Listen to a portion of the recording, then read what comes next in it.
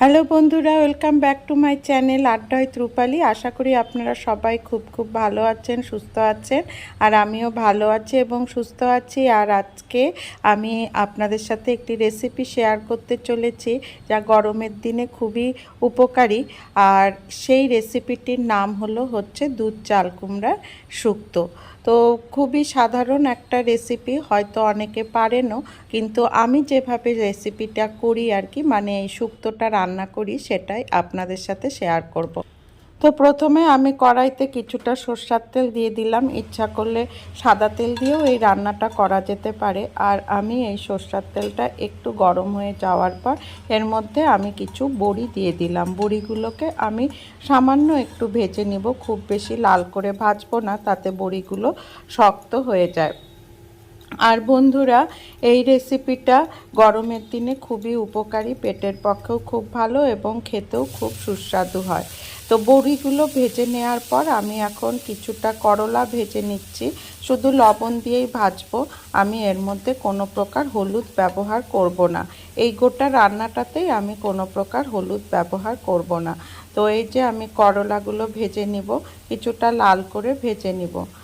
আর বন্ধুরা, আমার এই ভিডিওটা যদি ভালো লেগে থাকে তো অবশ্যই কিন্তু একটা লাইক দিবেন, কারণ আপনারা একটা লাইক দিলে ভিডিও তৈরি করার একটা আলাদাই এনার্জি কিন্তু আমরা পাই।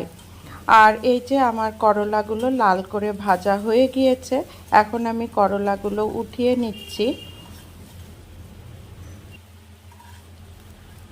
আর আমার করলাগুলো ভাজা কমপ্লিট। তারপরে আমি কড়াইতে আবার একটু সামান্য তেল দিয়েছি। তেলের মধ্যে আমি রাঁধুনি ফোড়নও দিয়েছি। তার মধ্যে আমি চাল কুমড়াগুলো কেটে রেখেছিলাম, সেগুলো দিয়ে দিলাম।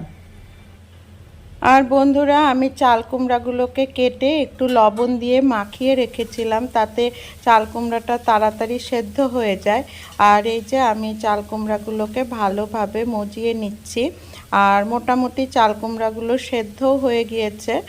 আর এখন আমি এর মধ্যে একটু জিরা আদা বাটা দিলাম। জিরা আদা বাটাটা আপনারা ইচ্ছা করলে স্কিপও করতে পারেন। আর সামান্য একটু চিনি দিলাম। আমার আবার একটু জিরা আদা বাটা দিলে ভালো লাগে, সেই কারণেই আমি দিলাম। তারপরে আমি এর মধ্যে একটু জল দিয়ে ভালো করে কষিয়ে নিব। সামান্য একটু জল দিয়েছি, আমার চাল কুমড়া সেদ্ধই হয়ে গিয়েছে। আর যেহেতু লবণ দিয়ে মাখিয়ে রেখেছিলাম, সেই কারণে এক্সট্রা লবণ আর আমাকে দিতে লাগেনি।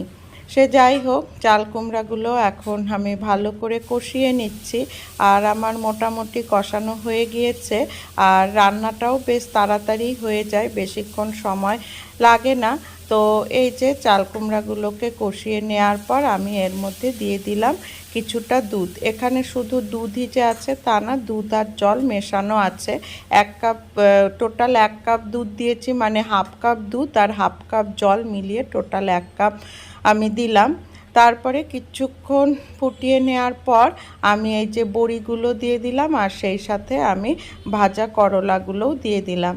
তারপরে কিছুক্ষণ নাড়াচাড়া করতে হবে, কারণ বেশিক্ষণ দরকার নাই। আমার করলাগুলোও ভাজতে ভাজতে সেদ্ধ হয়ে গিয়েছে, আর এদিকে চাল কুমড়াটাও সেদ্ধ হয়ে গিয়েছে।